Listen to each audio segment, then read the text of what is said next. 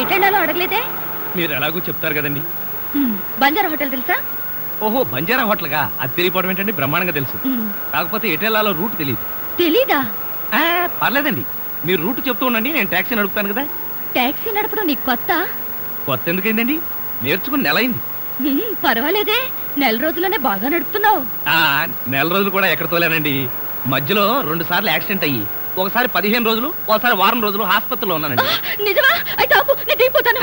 మీరేం కంగారు పడకండి, యాక్సిడెంట్ కి మధ్య వారం రోజులు టైం ఉంది కదండి, ఎక్స్పీరియన్స్ వచ్చేసి.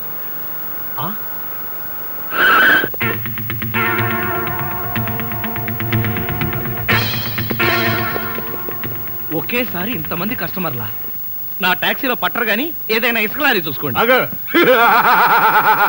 ఆ నవ్వేంటి సార్, పిశాచాలు డ్యూయట్ పాడుకున్నట్టు. నువ్వు దిగవే. దిగవే.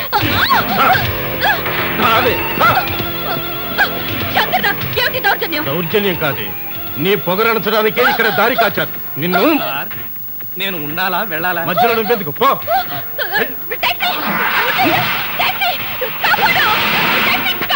ఎవడే నిన్ను కాపాడేది? వదలటానికి కదా క్యాచ్ చేసింది. ఆ రోజు అందరి ముందు చెంపదెబ్బ కొట్టి అవమానించావు. ఈ రోజు నీ ఒంటి మీద బట్టలన్నీ తీసి చెకింగ్ చేస్తాం. ఎవడో సరే చూస్తాం.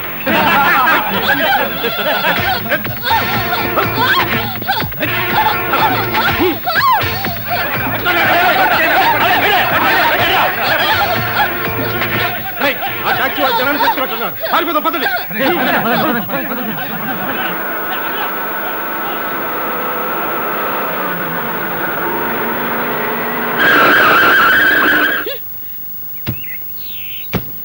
నన్ను ఒంటరిగా రౌడీలకు వదిలేసి సిగ్గు లేకుండా పారిపోయావు. మళ్ళెందుకు వచ్చావు?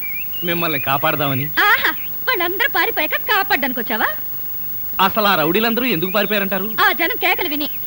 ఆ అరిచిన జనమంతా ఏరి? అవును, ఏరి. టాక్సీలో ఉన్నారు, చూపిస్తాను రండి.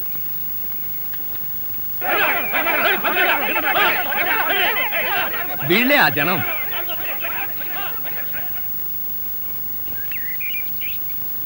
నా టాక్సీలో ఎక్కిన కస్టమర్లను కాపాడుకోవడానికి ఇలాంటి ట్రిక్కులు నా దగ్గర చాలా ఉన్నాయి. అంటే నిజంగా జనం రాలేదా? జనమా నా బొంద. ఏమండి, ఆ రౌడీలను కొట్టడం పెద్ద గొప్ప విషయం ఏం కాదు. కాకపోతే మనదంతా గాంధీ టైప్. అబ్బో, నా గురించి చెప్పాలంటే నాచారం చిరవంతుంది.